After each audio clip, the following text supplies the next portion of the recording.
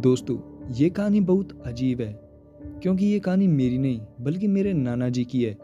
जब मैंने नाना जी से बोला कि नाना जी, कोई एक ऐसी कहानी सुनाओ जो आपके साथ बीती हो, जो सच्ची हो, तो नाना जी हंसकर बोले कि भाई, तू मेरी कहानी क्या सुनेगा, ये एक रियल कहानी है, तू इस पर विश्वास नहीं करेगा। तो मैंने नाना जी से बोला, नाना जी आप सुनाओ तो सही। नाना जी ने एक शर्त रखी कि अगर तुझे कहानी सुननी है तो पूरी सुननी होगी। तो मैंने उनके शर्त को बिना सोचे समझे एक्सेप्ट कर लिया, क्योंकि दोस्तों मुझे भूतिया कहानी सुनने में बहुत ज़्यादा मज़ा आता है। और वो मुझे कहानी सुनाने लगे। ठंड का समय था। मेरे नाना जी किसान थे। वो किसी कारण के लिए शहर गए थे अपने दोस्तों के साथ, और सामान लेते लेते टाइम का पता ही नहीं चला। जब नाना जी ने अपनी घड़ी देखी तो टाइम देखकर उन्हें लगा कि आज तो पहुंचने में बहुत देर हो जाएगी। उन्होंने सोचा, क्यों ना मैं जंगल के रास्ते जाऊं तो जल्दी पहुंच जाऊंगा। इसलिए उन्होंने जंगल के रास्ते साइकिल घुमा ली। काफ़ी अंधेरा हो गया था और यह देखकर नाना जी ने अपनी साइकिल की स्पीड तेज कर ली।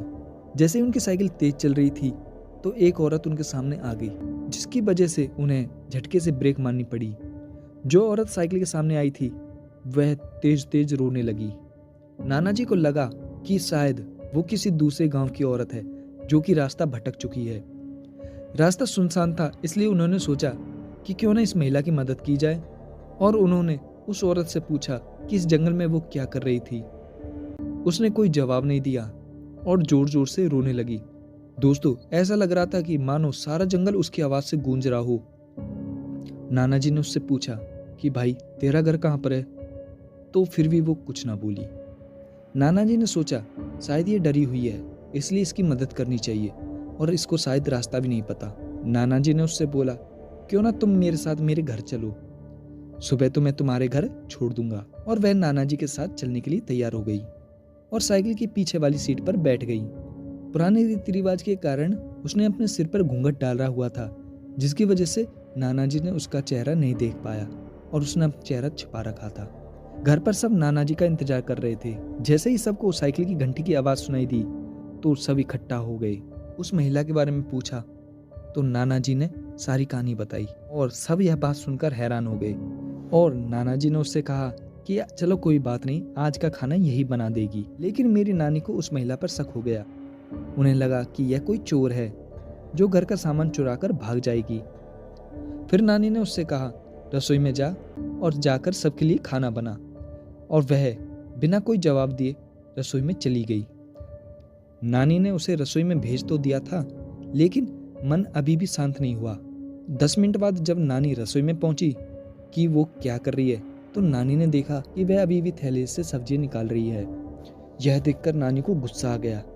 उन्होंने उससे बोला कि अभी तक तुमने खाना बनाना शुरू नहीं किया, कब बनेगा खाना और कब खाएंगे हम? और वो फिर भी शांत थी। उस महिला का चेहरा अभी भी ढका हुआ था, इसलिए किसी ने उसका चेहरा नहीं देखा था। नानी उसका चेहरा देखने की कोशिश कर रही थी, लेकिन उन्हें उसकी झलक भी नहीं दिखाई दी। नानी ने उस औरत से कहा, किसी सामान की जरूरत हो तो बुला लेना, लेकिन फिर भी वह कुछ ना बोली। उन्हें लगा कि शायद अनजान लोगों से डरती होगी। नानी रसोई से चली गई, लेकिन जब 10 मिनट बाद फिर से नानी वापस आई तो रसोई की हालत देखकर डर गई। उनके पैर जैसे वहीं जम गए हो और उनके गले से आवाज नहीं निकल रही थी। उन्होंने देखा कि वह औरत स्लैब पर बैठकर कच्ची मछलियां खा रही थी और सारी रसोई में हड्डियां और मांस के टुकड़े बिखरे हुए थे, और उसके सिर का घूंघट भी उतरा हुआ था। उसका चेहरा बेहद खौफनाक था। बाल बहुत बड़े थे, नाखून एकदम काले, और वह औरत मछली खाने में मगन थी, इसलिए उसका ध्यान नानी पर नहीं गया। पर नानी चिल्लाई भी नहीं थी कि कहीं वह और ज्यादा खतरनाक ना हो जाए। नानी ने एक थाल उठाया और वह चूल्हे से जलता हुआ कोयला उठाकर उसकी तरफ दौड़ी। कोयला उस चुड़ैल पर फेंक दिया और अजीब आवाजें निकाल रही थी, जिसकी आवाज सुनकर सारा घर इकट्ठा हो गया। सभी ने उसे आग दिखाकर घर से बाहर निकाला। उसकी आवाज इतनी डरावनी थी, इतनी तेज थी, इतनी भयानक थी कि सारा मोहल्ला इकट्ठा हो गया, और वह डायन लोगों की भीड़ को हटाते हुए जंगल की तरफ दौड़ी, और सारे लोग डर के मारे कांप रहे थे। दोस्तों, नानी की हिम्मत की दाद तो देनी होगी कि अगर उन्होंने उस समय उस कोयले से उस डायन को नहीं भगाया होता तो ना जाने क्या हो जाता। तो दोस्तों ये थी मेरे नाना जी की एक छोटी सी स्टोरी।